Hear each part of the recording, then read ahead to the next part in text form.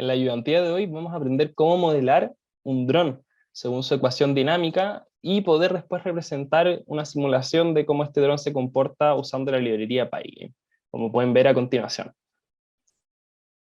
Y muy bien, bienvenidos a la ayudantía de hoy, buenos días, soy Daniel, soy ayudante, y hoy día vamos a ver simulación. Esta es la ayudantía número 2 del curso Fundamentos de la Robótica IRB 2001. En particular vamos a ver el ejemplo de este código que preparé, la simulación de un dron, que está basado en el código WaterTank del profesor Miguel Torres, que también lo tiene subido en la página del curso. Primero voy a hacer una pequeña introducción a lo que es el concepto de la simulación, cómo es que se lleva a cabo, y después vamos a entrar de pleno en el código para poder entender cómo simular este dron usando Pygame y la librería SciPy.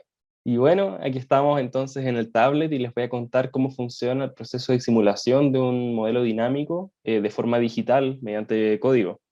Entonces tenemos que pensar que en el mundo real al menos el tiempo funciona de forma lineal. Es un continuo y es un espacio donde todo el tiempo se distribuye de forma equivalente. Pero cuando nosotros estamos simulando en un computador no podemos obtener tal nivel de detalle. Entonces, ¿qué pasa? Nosotros lo que hacemos es que tomamos algunos puntos en particular dentro de este continuo del tiempo y vamos a simular nuestros datos dentro de ese conjunto de puntos. ¿Qué significa esto? Vamos a tener que computar para cada uno de estos momentos en lo que llamamos un vector de estado para nuestro sistema. Entonces, por ejemplo, si yo tengo una pelota que está en la posición, digamos, x0, en el tiempo 0, su vector de estado podríamos decir que es básicamente x, y en este caso va a ser 0. Pero si es que en un tiempo 2 yo esta pelota la tomo y la muevo a otra posición, ahora está en x igual 10, por ejemplo, en el tiempo t igual 1. Esto vamos a verlo plasmado, bueno, va a estar plasmado esto se ha reflejado entonces, esto se va a ver plasmado entonces en su vector de estado, y esto va a ser parte de lo que nosotros vamos a tener como dentro de nuestra simulación. Lo que hacemos es que el vector de estados en distintos intervalos de tiempo va a tomar distintos valores. Mientras más nosotros subdividamos esta barra de tiempo, es decir, mientras más muestras tomemos, mayor va a ser la cantidad de detalle y más fidedigna a la realidad va a ser la simulación que nosotros estamos haciendo. Colgándome un poco de la idea, aprovechando que tenemos una línea de tiempo aquí, les voy a explicar un poco cómo es que nosotros vamos a simular nuestro dron. Entonces nuestro helicóptero va a estar sumido a 3 fuerzas, básicamente. Va a existir una fuerza de empuje que va a estar dada por el motor que le empuja hacia arriba, va a tener un peso que va a estar dado por su masa y la aceleración de gravedad, y finalmente va a tener una fuerza que vamos a llamarla roce viscoso y que va a estar dada por C por la velocidad, o por H punto, llamémosla, que va a ser una fuerza que se opone al movimiento del helicóptero en este caso. Y ese es nuestro diagrama de cuerpo libre, y en base a eso nosotros podemos entonces obtener una ecuación que va a ser mh2 punto, va a ser igual a la fuerza de empuje menos C por H punto menos mg. Y esta es la ecuación que va a modelar nuestro sistema dinámico. Nosotros, para poder simular este sistema, vamos a tener que, de cierto modo, despejar H, claro, e integrar esta ecuación para poder obtener H punto. ¿Cómo vamos a hacer esto? Nosotros vamos a decir que nuestro vector de estado en el sistema va a ser la posición de la altura y H punto, y la velocidad. Y vamos a decir que, por ejemplo, el comienzo es 0, 0.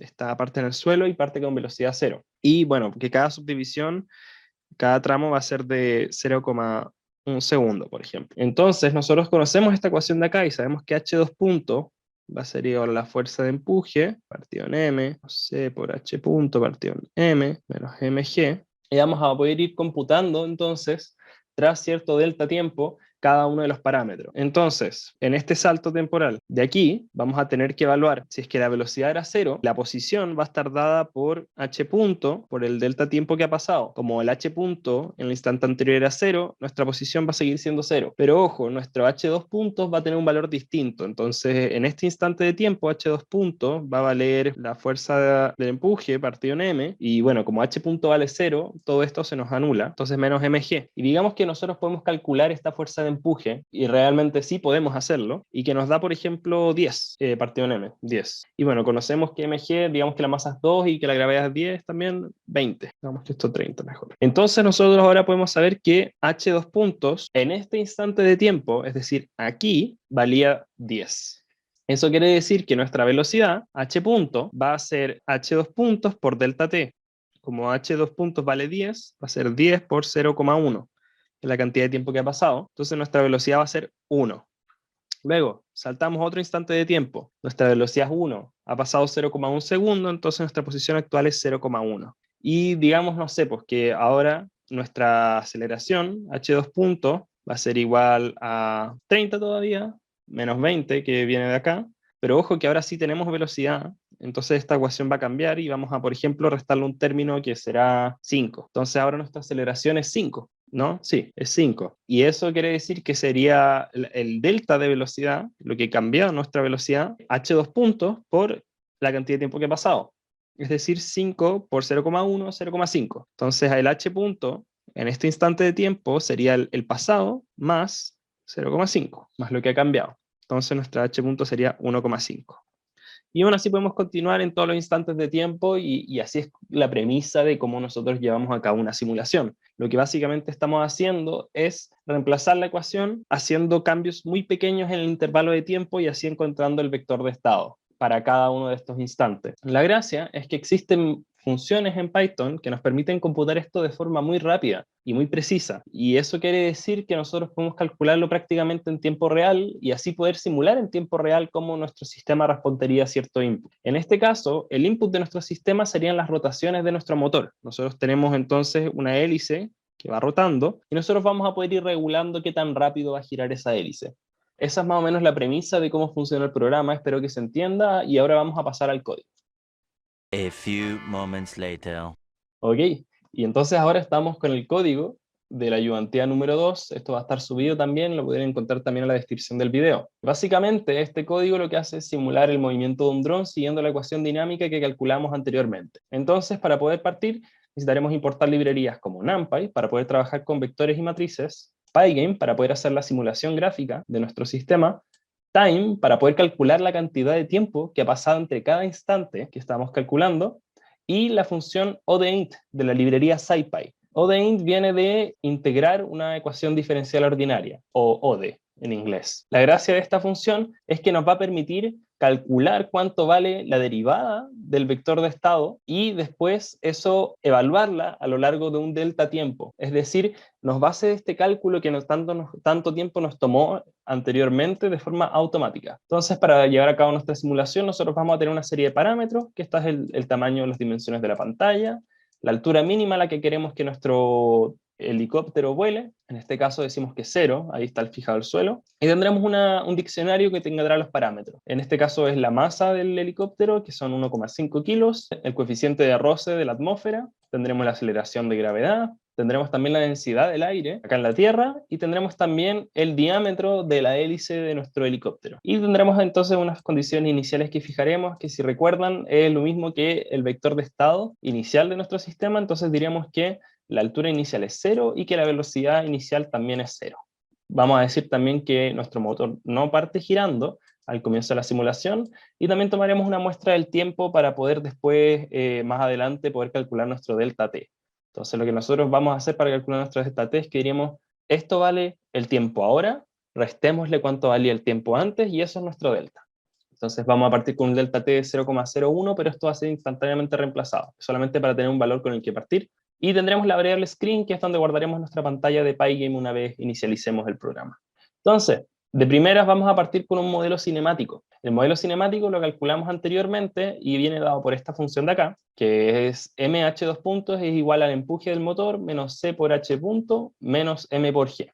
Y una googleada muy rápida nos permite averiguar que esta función es la que domina el empuje llevado a cabo por un motor, que es básicamente la densidad del aire por pi, por el diámetro de la hélice al cuadrado partido en 4, multiplicado todo por la velocidad del aire que es empujado por debajo de la hélice al cuadrado, menos esa misma velocidad multiplicada por la velocidad de nuestro helicóptero. Y podemos estimar la velocidad del aire empujado por la hélice como las revoluciones por minuto multiplicado por el diámetro. Es una aproximación algo banal, pero para propósitos de esta simulación nos sirve. Y entonces teniendo esta ecuación nosotros podemos despejar h2 puntos y como se fijan, más abajo podemos calcularlo. ¿Cuál es la gracia de definir este modelo? Es que dado un vector de estados para un tiempo anterior, nosotros ahora podemos retornarle la derivada del vector de estados para ese instante de tiempo. Como nosotros conocemos la derivada, podemos después multiplicar esto por el delta tiempo que ha transcurrido y nosotros podemos así saber cuánto va a valer en el estado siguiente el vector de estado. Y si hacemos esto constantemente, vamos a tener un sistema que va a ir avanzando y cambiando en el tiempo.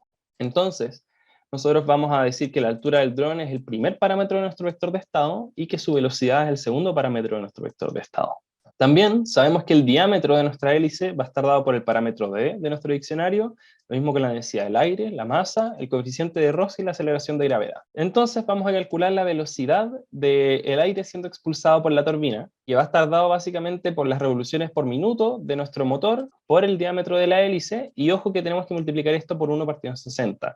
Mucho ojo con las unidades porque esto tiene que estar en metros por segundo, porque estamos trabajando en segundos y no en minutos. Y que la fuerza entonces de empuje que va a llevar a cabo el motor viene dado por la fórmula que dijimos antes, que es llegar y reemplazar aquí, y se calcula rápidamente. Entonces tenemos que la aceleración de nuestro dron va a estar dado por esta fuerza partido en la masa, menos el coeficiente de Rosse por la velocidad partido en la masa, menos la aceleración de gravedad. Y vamos a retornar entonces una lista que va a contener la derivada de mi primer componente, que va a ser básicamente la velocidad, h punto, y la derivada de mi segundo componente, que va a ser h2 punto. Ahora, voy a saltar un poco esa pequeña sección del código, vamos a actualizar el estado de nuestro dron.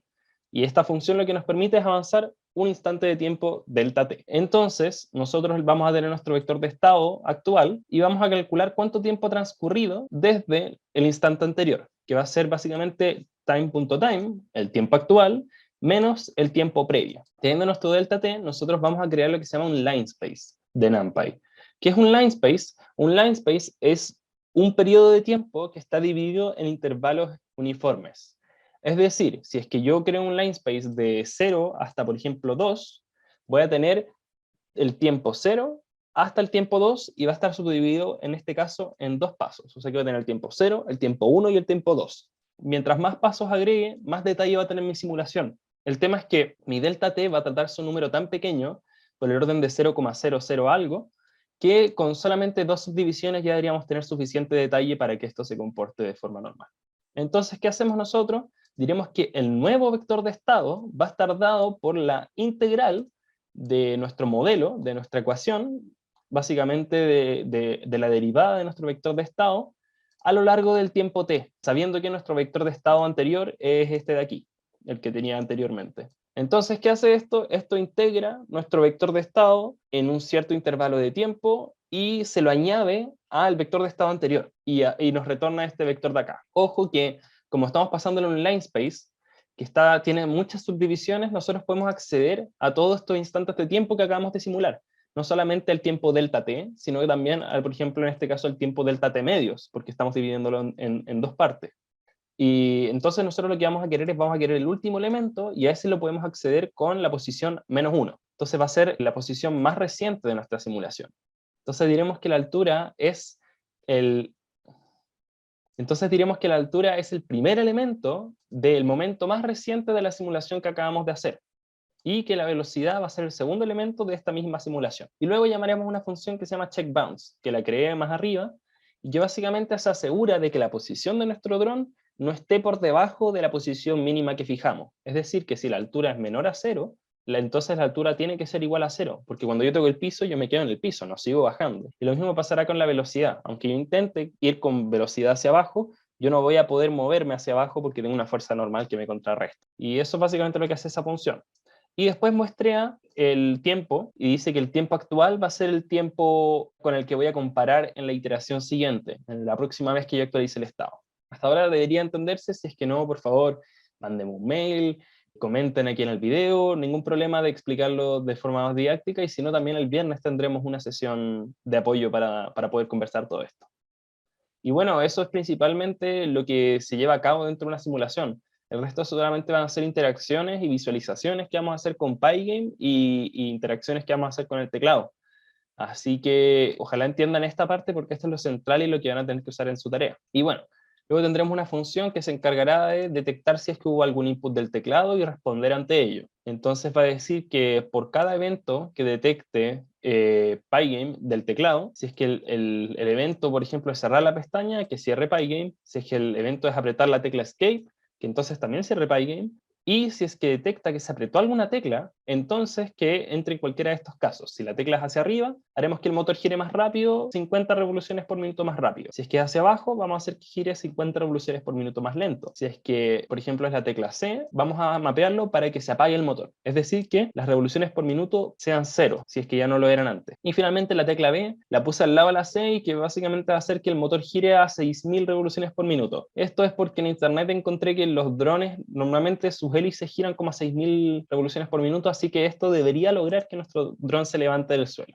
Bueno, luego tenemos toda la parte que es de visualización, teniendo la interacción con el usuario y la simulación, queda solamente visualizar esto. Y eso lo haremos usando Pygame. Vamos a crear entonces una ventana que va a tener dimensiones Xmax, Ymax, y vamos a ponerle de título Drone Simulation. Vamos a hacer que sea una pantalla de color negro y vamos a renderizarlo. Y con eso inicializamos la pantalla. Además, vamos a tener que tener una función que nos actualice la pantalla de forma dinámica, según los contenidos, el estado actual en que se encuentra el dron. Entonces, va a calcular la posición del dron usando como parámetros su posición en X y en Y en el mundo real. Y en este caso, el dron va a estar en la posición 0. Nosotros no queremos que se mueva por el eje X, pero sí va a estar en la posición H, que va a ir variando en el eje Y. Nuestro programa básicamente lo calcula usando esta función, que dice que X va a ser el punto medio de la pantalla, más 20 veces la posición en X. La coordenada Y va a venir dada por el punto de más abajo de la pantalla, menos 70, para dar un espacio para tener suelo, menos 20 veces la altura en que se encuentre.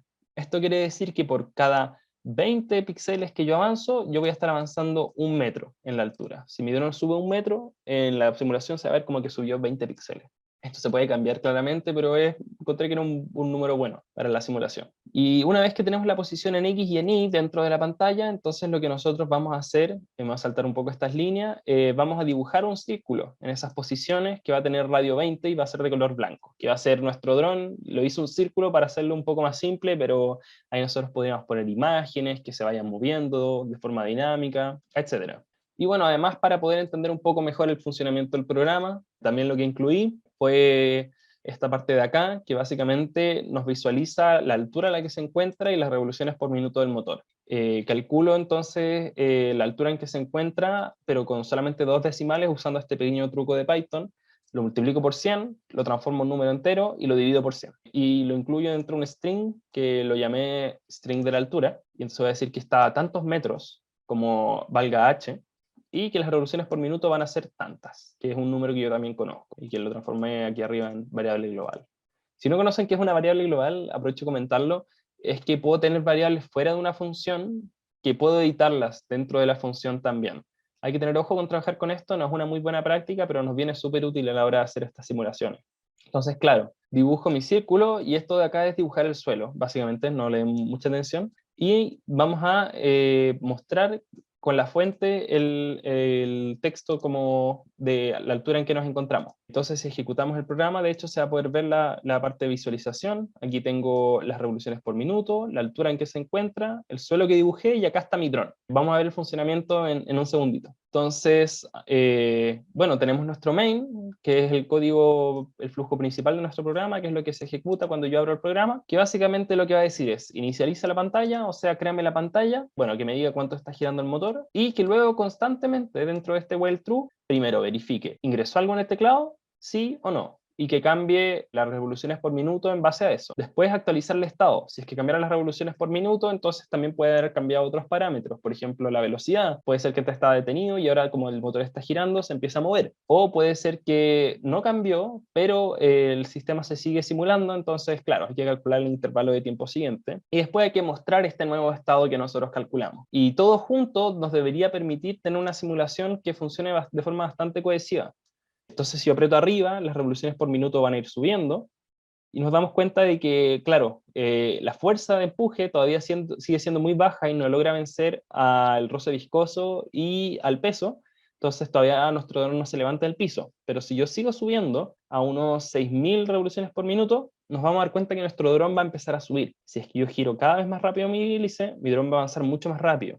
Y si yo apago mi motor, el dron debería empezar a caer. Algo muy interesante es que, claro, uno puede hacer que el tiro empiece a girar a 6000 revoluciones por minuto y yo puedo acelerarlo para que mi dron siga subiendo y se apaga el motor, pero luego enciendo de nuevo el motor la caída se va a amortiguar y mi dron de nuevo va a poder retomar el vuelo. Y esto es exactamente como el dron debería comportarse en el mundo real. La gracia de poder hacer estas simulaciones es que nosotros vamos a poder evaluar distintos parámetros. Por ejemplo, si es que estoy diseñando un dron, puedo saber qué tan pesado lo quiero hacer. Quizás con 0,8 kilogramos de peso es mucho más fácil levantarlo del suelo. Sí, como ven, ni siquiera necesita 6.000 revoluciones por minuto para poder levantarse. Con 5.000 ya está funcionando.